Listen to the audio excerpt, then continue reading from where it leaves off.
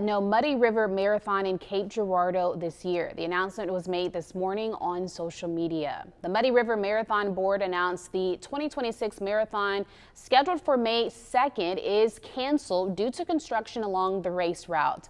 The Post says directors and the board tried to reroute the race, but decided the alternate route would not meet race standards. People who have already registered can push their registration to 2027, participate in a virtual run, donate your registration, which will be given as small donation to local charities, or you can get a refund.